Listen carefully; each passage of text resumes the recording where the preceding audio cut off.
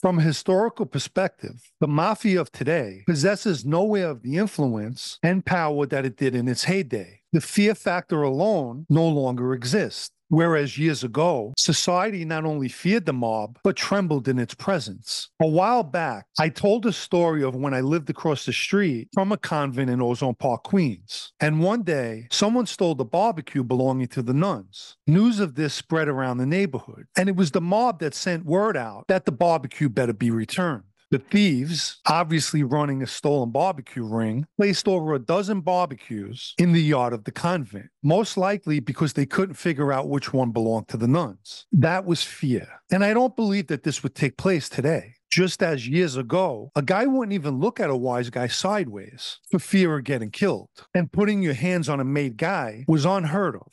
Yet during my time, I know of a few instances where this took place with zero repercussions. Even the rackets of yesteryear no longer exist, or at least not like before, where you could have named any industry or union and the mob controlled it. In recent times, if you mentioned someone that had a position, you would hear the following: tell them to do us a favor. Think about that. They went from dictating to asking for favors. I know of a person who became an informant against the West Side, the Genovese family, most of whom took pleas to avoid going to trial. And it was commonly known who this person was and that he would have been the government's key witness. And despite all this information being out there, he still lived in his same house in Dyker Heights, Brooklyn. In the past, he would have been splattered outside of his house. The first week after I was inducted, my captain at the time asked me if I had a crew of guys in case we needed to assault anyone. Here was the captain of the Lucchese's Brooklyn faction, a faction with a feared reputation, at least in the past, that had no one to commit assaults. Again, years ago, associates would line up to commit murders. Forget about assaults. And that's reality. But I'll end with a much clearer example, blatant reality. The Lucchese family now has two former members of the old Brooklyn faction that were recently released. So for them, the reality of what the mob's become will be when Anthony Senna and Joey Testa get introduced to Danny Campo.